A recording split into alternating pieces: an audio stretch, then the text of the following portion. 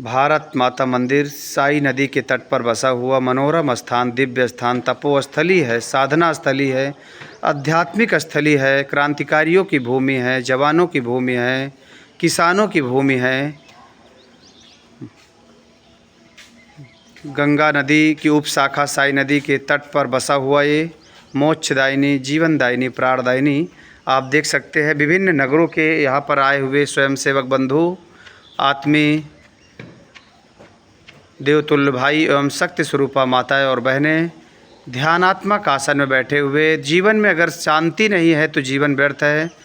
जीवन में शांति का रहना परम आवश्यक है। जो भी होता है घटनाक्रम रचता स्वयं विधाता है।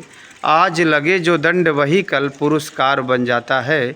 नर सेवा नारायण सेवा। जीवन में ईश्वर का नाम अगर निकाल दिया जाए तो जीवन निरर्थक है। इसीलिए जब भी समय मिले ईश्वर का चिंतन करिए, प्रभु का स्मरण करिए, सेवा करिए, सत्संग करिए, मंत्र जाप करिए, दिनचर्या का पालन करिए। देश हमें देता है सब कुछ, हम भी तो कुछ देना सीखे। इसी भाव से हम सभी लोग आगे बढ़ेंगे। आज वायुसेना दिवस है, 8 अक्टूबर है। भारतीय वायुसेना आज अपनी ताकत दिखाएगा वायु क्षेत्र में। अंतिम 1 मिनट के लिए और बैठेंगे, बिल्कुल मौन होकर के। जीवन में महात्मा बुद्ध बिल्कुल मौन हो गए। जब मौन हो जाएंगे तो आपके हाथ आंतरिक खजाना लग जाएगा। बिल्कुल मौन, केवल भीतर आती हुई सांस और बाहर जाती हुई सांस को देखते रहिए। यही गायत्री मंत्र लगातार चल रहा है। आपको गायत्री मंत्र करने की ज़रूरत नहीं है, ये गायत्री मंत्र ही है। अंदर जो सांस भर रहे हैं ये सो है, जो छोड़ रहे हैं हम हैं, सो हम। इसके बिना जीवन ही नहीं चल सकता। ये लगातार आज जल रहा है जाप, लेकिन हमें बाहर से गायत्री महामंत्र का जाप करना पड़ेगा। जब धीरे धीरे अभ्यास करेंगे तो धीरे धीरे एक समय ऐसा आएगा कि आपको गायत्री मंत्र करने की ज़रूरत नहीं रहेगी, भीतर से ही चलेगा अपने आप अजपा जप। तो अभ्यास बनाना पड़ेगा।